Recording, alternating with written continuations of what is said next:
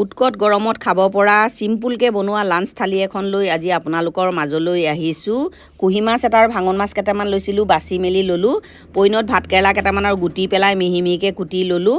বাৰিচুকৰ পৰা কুমলীয়া অমৰাৰ পাত একমুঠি আনিলোঁ। ইয়াৰে আজি মাছৰ টেঙাটো বনাওঁ, বহুত টেষ্টি হয় আৰু এতিয়া গৰমত এই তৰকাৰীটো খালে পেটটো ঠাণ্ডা কৰি পেলায়।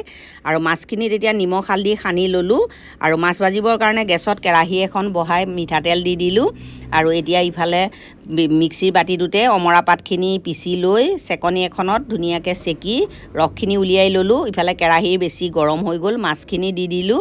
মাছখিনি ৰঙচুৱাকৈ ধুনীয়াকৈ ফ্ৰাই কৰি ল'লোঁ আৰু মাছখিনি কাঢ়ি থৈ সেইখিনি তেলতে মেথি গুটি কেইটামান দিলোঁ, জলকীয়া দুটা দিলোঁ আৰু প্ৰেছাৰ কুকাৰত বইল কৰি লোৱা কঁঠাল গুটি আৰু আলু এটা দিলোঁ। জোখ অনুযায়ী নিমখ হালধি দিলোঁ। আৰু এইটো তৰকাৰীত আৰু বেলেগ মা মছলা দিব নালাগে, এনেকৈ চিম্পুলকৈ বনালে এই তৰকাৰীখন খাই খুব ভাল লাগে। অমৰাৰ ৰসখিনি দিলোঁ আৰু পানী অলপমান দিলোঁ। টেঙা তৰকাৰীটো অলপ পনীয়া হ'লেই খাই ভাল লাগে। উতলটো অহাৰ পাছত ভাজি ৰখা মাছখিনি দি অকণ সময় উতলাৰ পাছত মাছৰ টেঙাটো ৰেডি। এই ৰেচিপিটো বহুত টেষ্টি হয়, আপোনালোকে যদি খোৱা নাই ট্ৰাই কৰি চাব।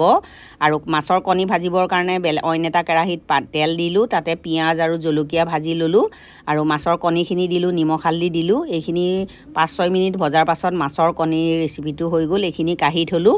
সেইটো কেৰাহীতে ভাতকেৰেলা ভাজিকণ বনাওঁ, তাতে তেল দি দিলোঁ। তেল গৰম হোৱাৰ পাছত পাঁচফোৰণ অকণমান, পিঁয়াজ দিলোঁ, হালধি অকণ দিলোঁ আৰু এতিয়া কাটি ৰখা ভাতকেৰেলাখিনি দিলোঁ, নিমখ দিলোঁ। এইখিনি একদম ল' ফ্লেমত যেতিয়ালৈকে সিজি নাযায় ঢাকনা মাৰি ভাজি থাকিম। এইখিনি 6-7 মিনিটৰ পাছত মোৰ ভাতকেৰেলা ভাজিকণো হৈ গ'ল, সেইখিনিও কাঢ়ি থ'লোঁ। ভাতকেৰেলা ভাজি বনোৱা কেৰাহীটোতে আকৌ তেল অলপ দি দিলোঁ। ঢেকীয়া ভাজিম। বাৰিচুকৰ পৰা একমুঠি ঢেকীয়া আনি ৰ'দত লেৰেলাই আনিলোঁ। এইখিনি চাফা কৰি কুটি মেলি ধুই পখালি ল'লোঁ। তেল গৰম হ'ল, পিঁয়াজ দিলোঁ আৰু অকণমান হালধি দি দিলোঁ আৰু ঢেকীয়াখিনি দিলোঁ, তাতে জোখ অনুযায়ী নিমখ দিলোঁ আৰু এইখিনিও কম জুইত ভাজি থাকিম যেতিয়ালৈকে ঢেকীয়া ভাজিটো সিজি নাযায়। দুপৰীয়াৰ লাঞ্চ থালিখন ৰেডি।